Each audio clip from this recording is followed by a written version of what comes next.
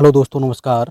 कैसे हैं आप सभी? उम्मीद है अच्छे होंगे और तैयारी भी सही चल रही होगी जिस भी एग्ज़ाम की आप तैयारी कर रहे हैं। ठीक है, तो आज हम हिंदी के 25 महत्वपूर्ण प्रश्न देखेंगे जो कि एग्ज़ाम की दृष्टि से बहुत ही इंपॉर्टेंट हैं और सभी प्रश्न प्रीवियस ईयर में आए हुए प्रश्न हैं। तो आप UPP, Uttar Pradesh police, UPSI, लेखपाल, वीडियो जिसकी भी तैयारी कर रहे हैं जिसमें हिंदी आती है उसमें सभी प्रश्न इंपॉर्टेंट हैं। ठीक है, तो वीडियो को पूरा देखिएगा और वीडियो को लाइक एंड शेयर अवश्य कीजिए और चैनल को सब्सक्राइब कर लीजिए ताकि आपको ऐसी वीडियो मिलती रहे। ठीक है, और वीडियो को पूरा ही देखें, बहुत ही अच्छे प्रश्न है और अपने प्रश्न आपके कितने क्वेश्चन सही निकले वो भी कमेंट बॉक्स में अवश्य डालें। ठीक है, तो चलते हैं पहले प्रश्न की तरफ समय को ज़ाया ना करते हुए। तो पहला प्रश्न क्या कह रहा है, तो आप आंसर करिएगा। ठीक है, हाँ जी, पहला प्रश्न है, निम्नलिखित में से कौन सा एक वचन है? निम्नलिखित में से कौन सा एक वचन है, ये पूछा जा रहा है आपको। ठीक है, कौन सा एक वचन में है? ठीक है, एक वचन है।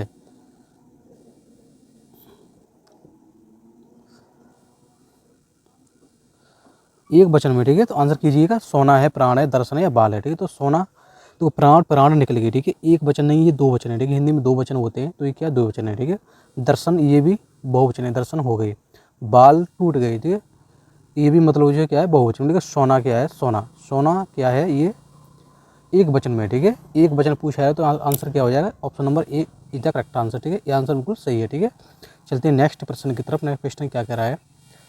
हाँ, प्रश्न नंबर 2 है, चारपाई पर भाई साहब बैठे हैं। चारपाई पर भाई साहब बैठे हैं, इस वाक्य में कौन सा कारक है? जैसा कि आपको पता है हिंदी में 8 प्रकार के कारक होते हैं। ठीक है, तो चारपाई पर तो अधिकरण मैं पर, अधिकरण मैं पर, मैं या पर आ जाए तो अधिकरण मैं पर। जैसे अलमारी में बुक रखी है।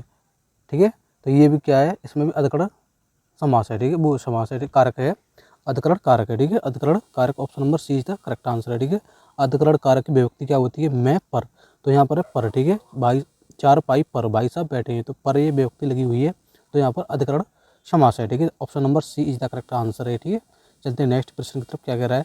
शत्रु की हत्या करने वाले के लिए एक शब्द है। शत्रु की हत्या यानी दुश्मन की हत्या करने वाले के लिए एक शब्द क्या है?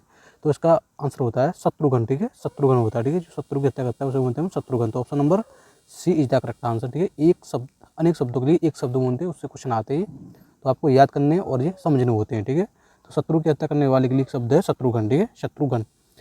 हाँ, प्रश्न नंबर 4 की तरफ चलते हैं। जो कम बोलता हो के लिए एक शब्द है। जो कम बोलता हो के लिए एक शब्द क्या है?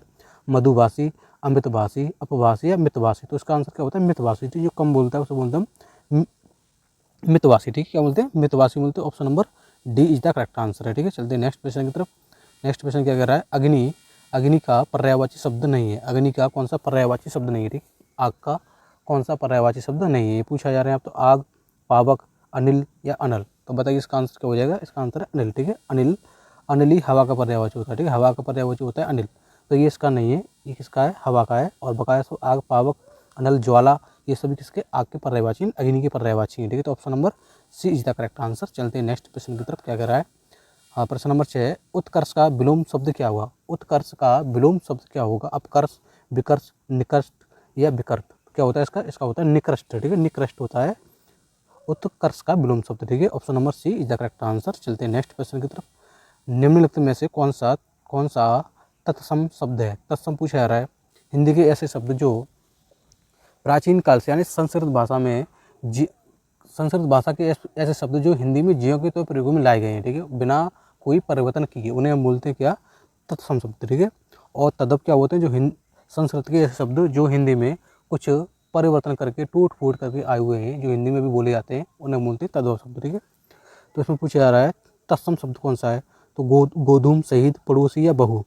तो गोधूम होता है। ठीक है, गोधूम। गोधूम का मतलब जो है गेहूँ होता है। ठीक, गेहूँ होता है, तद्भव शब्द होता है। ठीक, गेहूँ इसका होता है, या गोधूम तत्सम शब्द। ठीक है, तो ऑप्शन नंबर ए सही आंसर है। ठीक है, चलते हैं नेक्स्ट प्रश्न की तरफ। क्रिया के किस रूप से कार्य होने के समय का पता चलता है? क्रिया के किस रूप से कार्य होने के समय का पता चलता है? ठीक है, तो कारक तो नहीं है। ठीक है, लिंग भी नहीं है, संज्ञा नहीं है, तो क्या होता है? काल होते हैं। ठीक है, काल से क्या होता है? वर्तमान काल है, भविष्य काल है या फिर भूतकाल है। हमें समय के बारे में पता चलती है काल से। ठीक है, तो option number B is the correct answer है इसमें। ठीक है, चलते हैं नेक्स्ट प्रश्न की तरफ। क्या कह रहा है नेक्स्ट प्रश्न? निम्नलिखित में से कौन सा शब्द पुल्लिंग में प्रयुक्त नहीं होता है? यानी कौन सा शब्द पुल्लिंग नहीं है पूछा रहा है। ठीक है, पर हाथी है option number A. Option number B है नदी। ऑप्शन नंबर सी है दही और ऑप्शन नंबर डी है पानी। तो पानी, नदी, दही या हाथी, तो कौन सा इसका आंसर दीजिए। तो क्या है नदी, ठीक है। नदी क्या है, नदी स्त्रीलिंग है शब्द है, ठीक है। नदी बह रही है, नदी बह रही है, तो इसमें क्या है स्त्रीलिंग शब्द है, तो option number B is the correct answer है। चलते हैं नेक्स्ट प्रश्न की तरफ, क्या कह रहा है 10वें प्रश्न की तरफ चलते हैं। तो क्या है प्रश्न, इनमें से कौन सा शब्द बहुवचन में प्रयुक्त होता है। इनमें से कौन सा शब्द बहुवचन में प्रयुक्त होता है, अक्षत, ओंठ, प्राण या ये सभी। तो बताइए इसमें क्या आंसर है। तो इसका आंसर क्या है, अक्षत भी होता है, ठीक है, बहुवचन में। ओंठ भी होते हैं बहुवचन में, प्राण भी होते हैं, प्राण निकल गई, होंठ कट गई। अक्षत होता है चावल, ठीक है, जो मतलब लगाते हैं माथे पे कच्चा चावल, अक्षत बोलते हैं उसे, ठीक है। तो उसमें क्या option number D is the correct answer. ये सभी क्या है बहुवचन शब्द है, ठीक है, बहुवचन है सभी, तो option number D is the correct answer. चलते हैं नेक्स्ट प्रश्न की तरफ, 11वें प्रश्न की तरफ। प्रश्न क्या कर रहा है, निम्नलिखित में से शुद्ध वाक्य का चयन कीजिए। यानी इनमें कौन सा, इसमें से चारों ऑप्शन में से कौन सा शुद्ध वाक्य में लिखा गया है, ठीक है। वह अनेक भाषाएं जानता है, ऑप्शन नंबर ए है। ऑप्शन बी है वह अनेकों भाषाएं जानता है। ऑप्शन नंबर सी है वह अनेक भाषा जानता है। ऑप्शन नंबर डी है वह अनेकों भाषा जानता है। तो ऑप्शन क्या है इसमें बताइए। तो इसका आंसर है ये वाला, ठीक है, ए ऑप्शन सही है इसका, वह अनेक भाषाएं जानता है, ठीक है। अनेकों कहीं भी नहीं आती है, ठीक है, अनेकों जहाँ आ जाए तो हमेशा गलती होगा, ठीक है। और बहुत सारी भाषाओं की बात की जाए तो भाषा यहाँ पर भाषा नहीं आएगा, ठीक है, बहुत सारी भाषाएं आएंगी यहाँ पर, ठीक है, बहुवचन में बोली जा रही हैं भाषाएं, बहुत सारी भाषाएं, वो है अनेक भाषाएं जानता है। तो option number A is the correct answer है इसमें, ठीक है, ए इज द करेक्ट आंसर। चलते नेक्स्ट प्रश्न की तरफ। 12वां प्रश्न है, क्या कह रहा है, निम्नलिखित में से कौन सा शब्द एक वचन में है। निम्न में से कौन सा शब्द एक वचन में, तो आंसर करिए होश, जनता, बाल या हस्ताक्षर। तो आप सभी को पता होगा, ठीक है, जनता, जनता हमेशा एक वचन में आती है, ठीक है, option number B is the correct answer. चलते हैं नेक्स्ट प्रश्न की तरफ। नेक्स्ट प्रश्न क्या कर रहा है, इत्यादि, ठीक है, इत्यादि का सही संधि विच्छेद कौन सा है। इत्यादि का सही संधि विच्छेद कौन सा है। तो पहले बताइए इत्यादि में कौन सी संधि होती है। तो इत्यादि में होती है जड़ संधि, ठीक है, जड़ संधि होती है।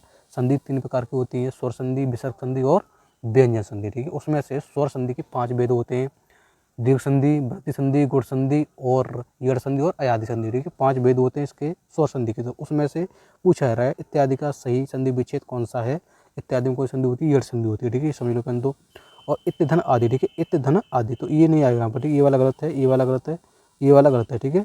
तो ऑप्शन नंबर डी होगा इसमें, वही सही होगा, इत धन आदि, ठीक है, इत धन आदि, ये वाला बिल्कुल सही आंसर है, ठीक है, इत धन आदि। चलते हैं नेक्स्ट प्रश्न की तरफ। नेक्स्ट प्रश्न है 14वां नंबर का प्रश्न है, जो कि है मुहावरे से, ठीक है।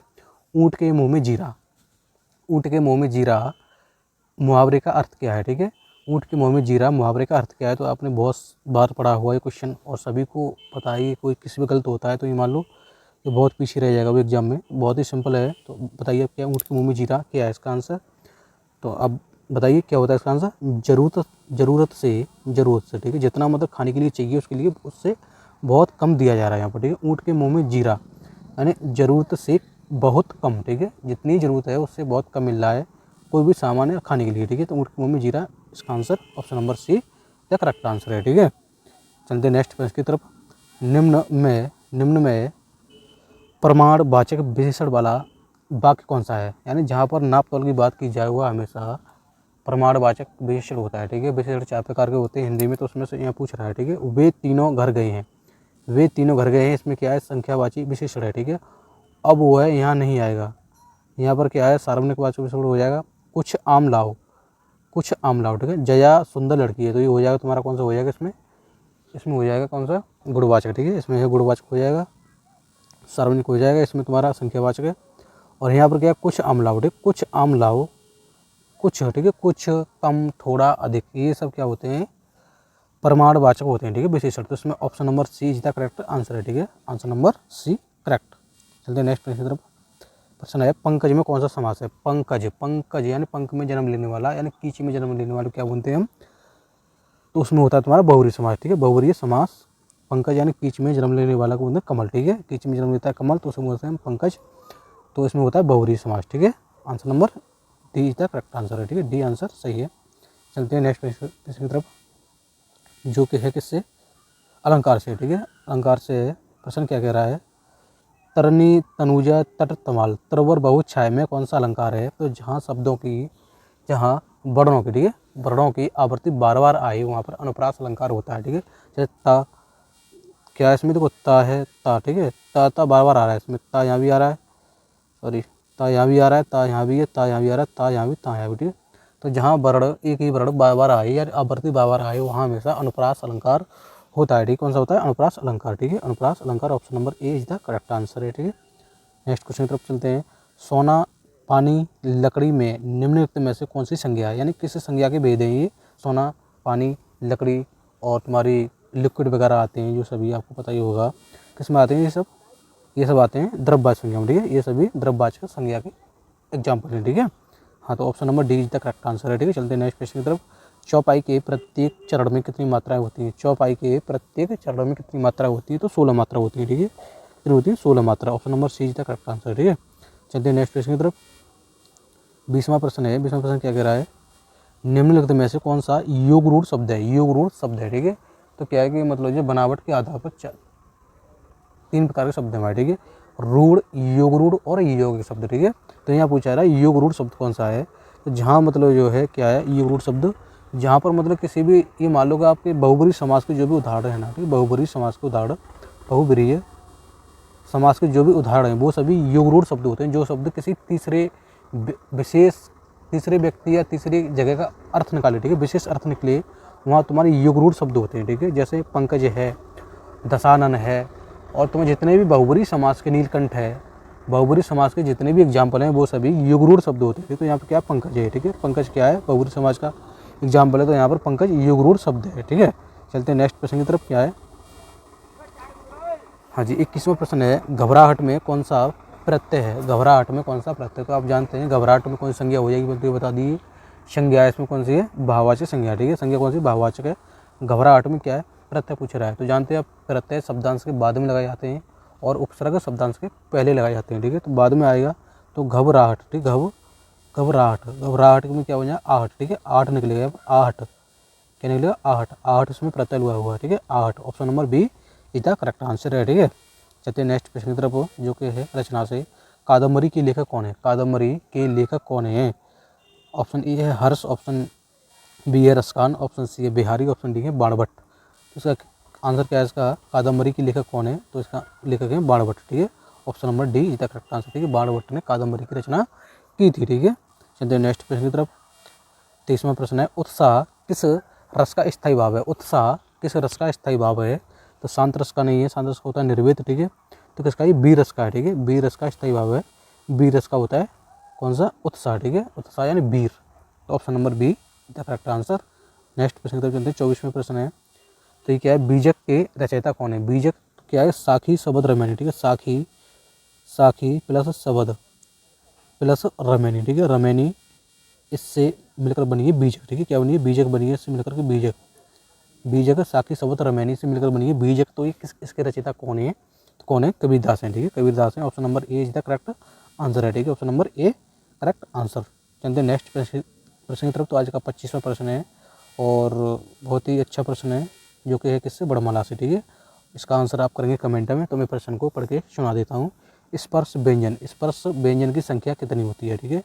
स्पर्श व्यंजन की संख्या कितनी होती है? चलो मैं आंसर इसका आपको बता देता हूँ। स्पर्श व्यंजन होते हैं कितने? 25, ठीक है। 25 व्यंजन होते हैं। जैसे 5 वर्ग होते हैं तो प्रत्येक वर्ग में 5 होते हैं, ठीक है। 5 वर्ग में 5 ही संख्या होती है, ठीक है। स्पर्श व्यंजन जैसे क, ख, ग, घ, ड़ 5 हो गए तो ये 5 होते हैं, ठीक है। 5 25, 5 वर्ग में 25 होते हैं। तो स्पर्श व्यंजन की संख्या कितनी होती है? 25 होती है, ठीक है। 25 होती है। और स्वर कितने होते हैं? 11 होते हैं। व्यंजन होते हैं 33, ठीक है। तो 25 का आंसर सही है, बिल्कुल। क्या आंसर? 25, ठीक है। Answer number B is the correct answer. तो आज के प्रश्न आपको कैसे लगे कमेंट करके अवश्य बताएं और अपने प्रश्नों को भी कमेंट में डालें। आपके कितने प्रश्न सही निकले 25 में से। और वीडियो को लाइक शेयर अवश्य कर दें एंड चैनल को सब्सक्राइब कर लीजिए ताकि आपको ऐसी वीडियो मिलती रहे, ठीक है। तो वीडियो पूरा देखने के लिए धन्यवाद। मिलते हैं अगली वीडियो में कल 8 बजे, ठीक है।